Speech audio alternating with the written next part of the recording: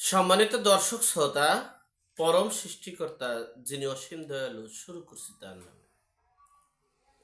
আজকের বিষয় 31শে ডিসেম্বর বিকেল 3টে বাজে যে ঘোষণাপত্রটি পড়ার পাঠদান করার কথা ছিল এবং কার্যকরও করার কথা ছিল, সেটা কেন, কি কারণে স্থগিত করা হয়েছে সেটা শোনার জন্য বা আপনাদের সাথে শেয়ার করার জন্য হাজির হয়েছে। ডক্টর মোহাম্মদ ইউনূসের প্ল্যান, তিনি এই সরকারের থেকে একটা কিংস পার্টি তৈরি করবে। সেই কিংস পার্টির মাধ্যমে দেশ পরিচালনা করবেন। বিরোধী দলে রাখবেন জামাত ইসলাম সহ তার ঐক্যদেরকে। সেই প্ল্যানকে বাস্তবায়ন করার জন্য বিভিন্ন কৌশল অবলম্বন করছে।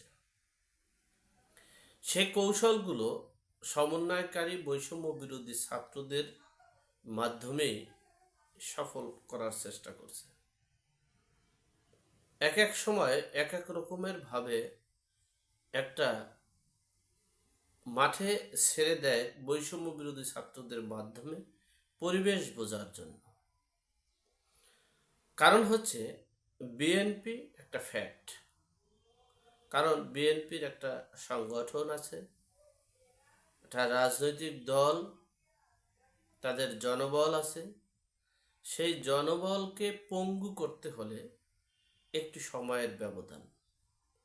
সেজন্য সময় নিয়ে সময়ে সময়ে একটু রেগে ছুটে ওঠে, কিন্তু বিএনপিকে যতক্ষণ পর্যন্ত 70% দুর্বল করতে না পারবে ততক্ষণ পর্যন্ত এককভাবে ডক্টর মোহাম্মদ ইউনূসের মেকানিজম চালু করবে না। এই ঘোষণাপত্রটা ছিল ডক্টর মোহাম্মদ ইউনূসের।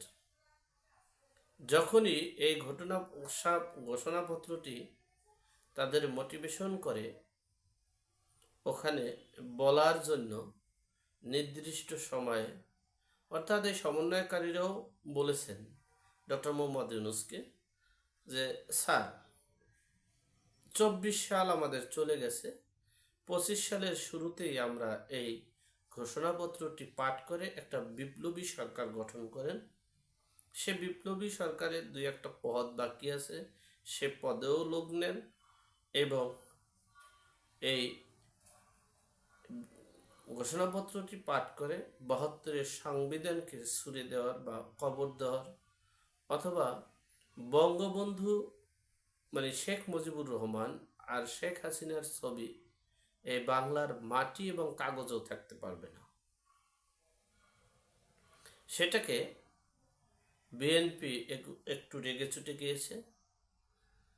সেই রেগে চুটে যাওয়ার সাথে সাথে এই ডক্টর মোহাম্মদ ইউনূসের প্রেস সচিব তিনি বলেছেন, এই ঘোষণাপত্র এটা সমন্বয়কারী, এটা বৈষম্য বিরোধী ছাত্রদের, এটার সাথে সম্পর্কে মানে সরকারের কোনো বা উপদেষ্টা পরিষদের সাথে কোনো সম্পর্ক নেই।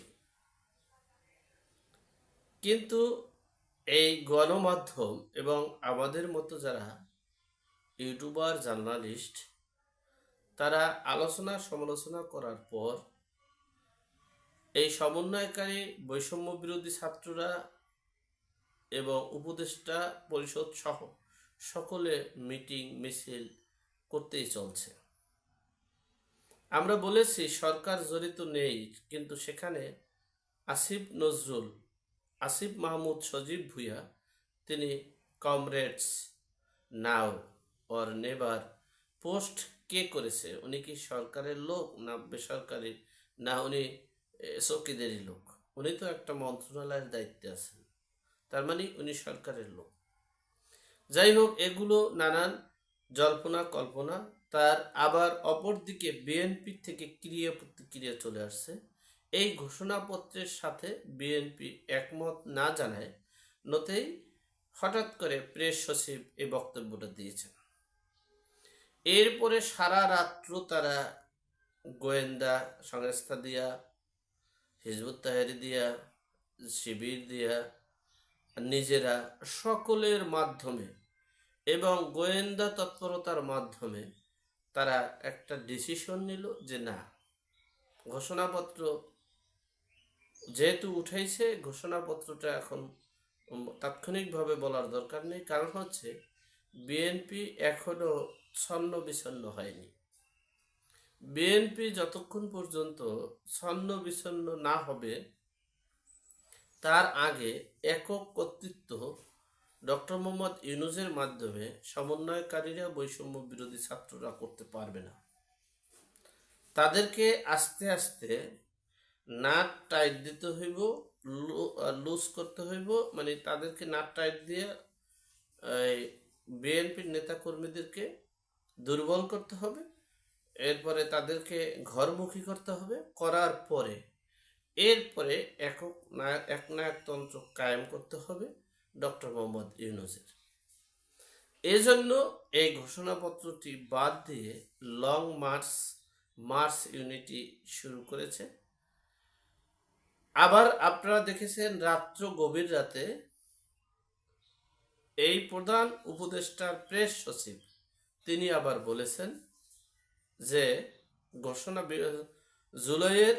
জুন জুলাইয়ের যে গণ অভ্যুত্থানের বিপ্লবের ঘোষণাপত্রটি সরকার প্রস্তুতি করতে চলছে। কিছুদিনের ভিতরে আমাদের সেই ঘোষণাপত্রটি সরকার বাস্তবায়ন করবে, প্রকাশ করবে। বিষয়টি আমি দুদিন আগে বিষয়টি বলেছি। আপনারা অনেকে আমাকে অনেকভাবে মন্তব্য করেছেন, অনেকে আমাকে বকাঝকাও দিয়েছেন। আমি একটা কথা বলেছিলাম, আমি গত 15 বছরও যেমন ন্যায় সত্যের পথে ছিলাম, নির্যাতিত নিপীড়িত জনগণের পক্ষে ছিলাম, তখন হয়তোবা এই বৈষম্য বিরোধী ছাত্র সমন্বয়কারী বিএনপির পক্ষে গিয়েছিল। এখন হয়তোবা এই কথাগুলো বললে আওয়ামী লীগের পক্ষে চলে যায় আপনারা মনে করছেন, কিন্তু নো। আমি যেটা চোখে দেখি, আমি যেটা অনুভব করতে পারি, আমি যেটা বিশ্লেষণ করতে পারি, সেটাই আমি আমার মতো করে বলার চেষ্টা করি। আমি কখনো ভুয়া রিউমার স্ক্যানিং, ভুয়ো বক্তব্য, ভুয়ো কথা বলার চেষ্টা কখনোই করছি না, করি না। আমি যেটা অর্জন করি, আমি যেটা জানি, আমি যেটা বুঝি, আমি যেটা শিখি, আমি যেটা শুনি, সেটাকে সব কিছু জরিপ করার পরে আমি একটা বিশ্লেষণ করে একটা সারাংশ তৈরি করি। সেটাই আপনাদের মাধ্যমে বলার চেষ্টা, আপনাদের কাছে পৌঁছানোর এই প্ল্যাটফর্মের মাধ্যমে পৌঁছাই। যাই হোক, বিষয়টা হচ্ছে এই ঘোষণাপত্রটি টোটালিটা ডক্টর মোহাম্মদ ইউনূসের প্ল্যান, পরিকল্পনা, উপদেষ্টা পরিষদের প্ল্যান, পরিকল্পনা। আর